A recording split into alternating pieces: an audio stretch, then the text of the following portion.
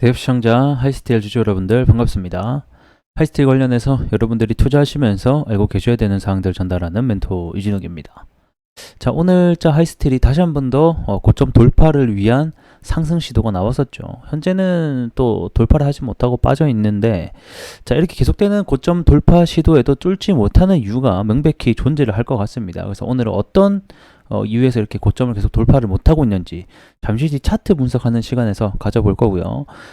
최근에 이 미국이 중국 관세에 이어서 칠레도 관세를 하겠다라는 소식이 들려왔죠. 그 때문에 오늘 주가 상승이 나왔는데, 이 과거에서부터 지금까지 이슈 부분들 하나하나 좀 살펴보는 시간도 오늘 전반적으로 가져보도록 하겠습니다. 자, 영상 길게 끄지 않고 핵심만 딱딱 짚어서 여러분들과 얘기해 볼 테니 집중하시면서 같이 가보도록 하죠.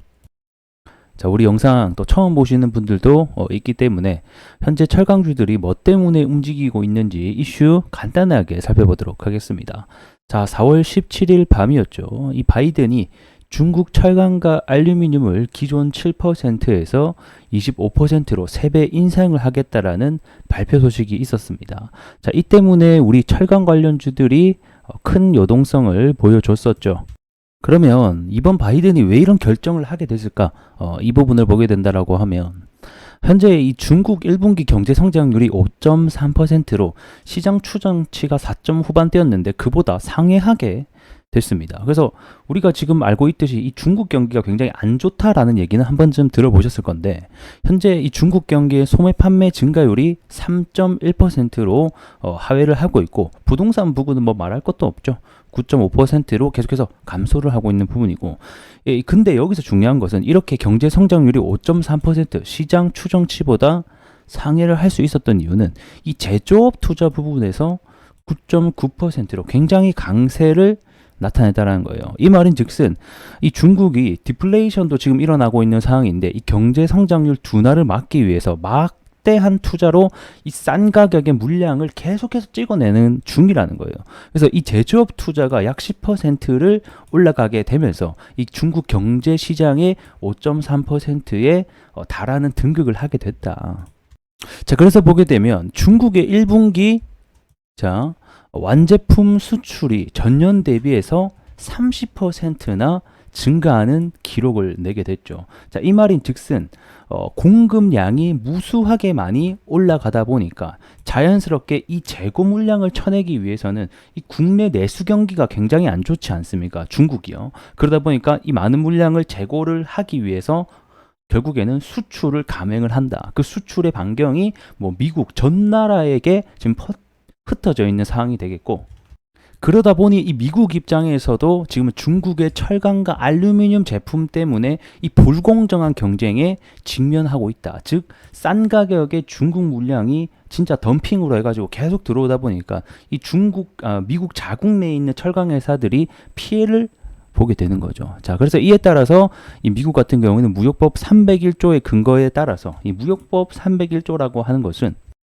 이 미국 측에서 불공정하다던가 뭔가 차별적인 무역 행위가 뭐 수입 품목이 발견됐다라고 하면, 그래서 이 자국 내 산업이 좀 피해를 입는다라고 생각이 들면 이 무역 보복을 하고 관세를 매기고 뭐 이런 조사를 하고 하는 것이 무역법이 되겠습니다. 그래서 이러한 결과 때문에 현재 진행이 되고 있다라고 보시면 좋을 것 같고, 그러면 이에 따라서 우리 국내 주식에는 어떤 영향이 있을까를 보게 되면, 시장이 판단을 했을 때는 당연히 이 중국 제품에 대해서 관세를 부과하게 되면 그에 대한 반사이익으로 우리 한국 철강이 뭐 수출이 늘어날 수 있다. 반사이익을 받을 수 있다라는 기대감 때문에 현재 철강주들이 상승이 나오고 있다. 이렇게 보시면 좋을 것 같습니다. 근데 제가 팩트를 따져드리자라고 하면, 사실 이게 우리나라에게 수혜는 아니에요. 저번에도 말씀드렸다시피. 왜냐하면 우리나라 같은 경우에는 이 쿼터제를 시행을 하고 있습니다. 이 쿼터제라고 하는 것은, 그러니까 뭐 무슨 이유가 됐던 간에 일정 물량만 수입할 수 있는 제도라는 거예요. 그렇기 때문에 결국에는 중국의 관세 때문에 철강 수출량이 준다고 해서 우리나라 수출량이 늘지는 않는다. 왜?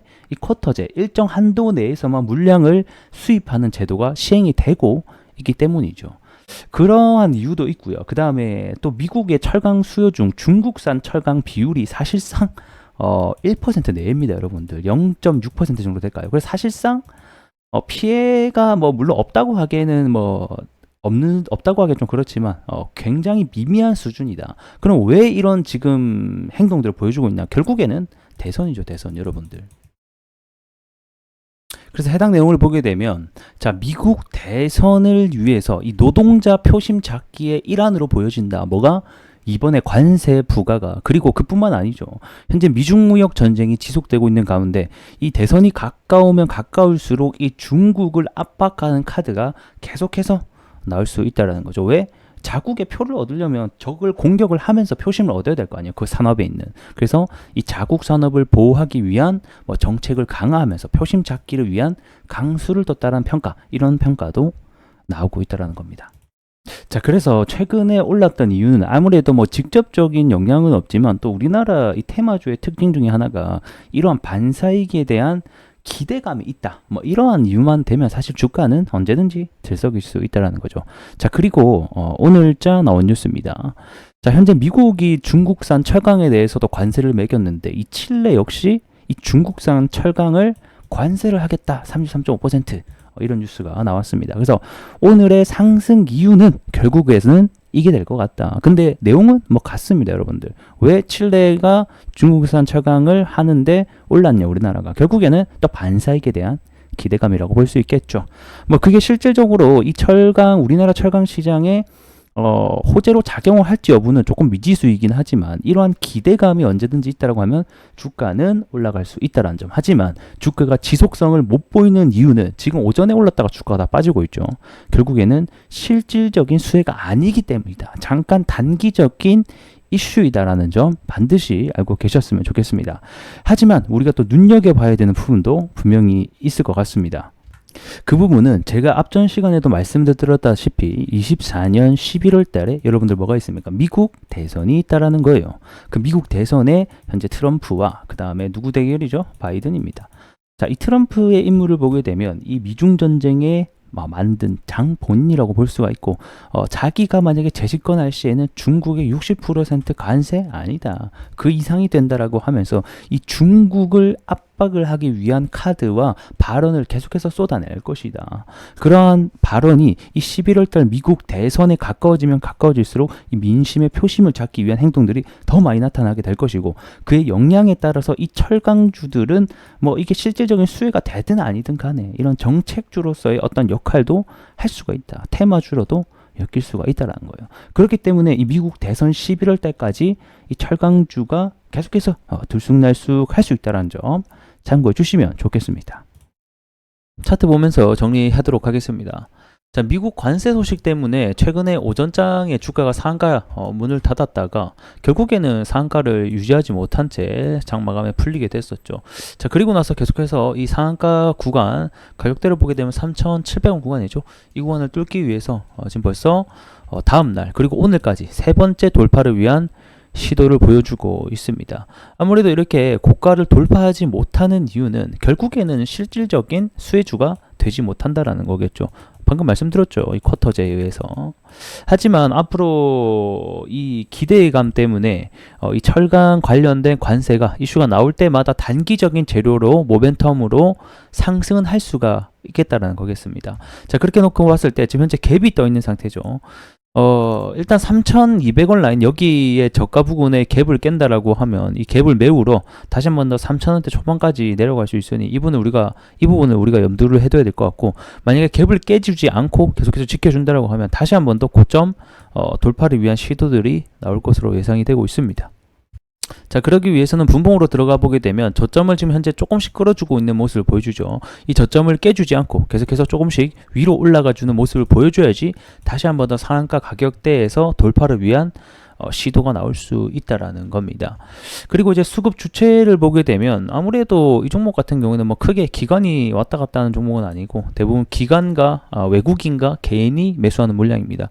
최근 주가 상승에 있어서는 이 외국인의 물량이 조금 돋보이는데 외국인이 계속해서 매수를 해주는지 매도를 해주는지에 따라서도 주가가 움직일 수 있으니 외국인의 매도와 매수의 행방을 지켜보시는 것이 또 중요한 포인트가 되지 않을까 싶습니다. 자, 오늘은 여기서 조금 마감을 해보도록 하겠고요. 전 또 다음 시간에 더 나은 내용으로 여러분들께 찾아뵙도록 하겠습니다. 고맙습니다.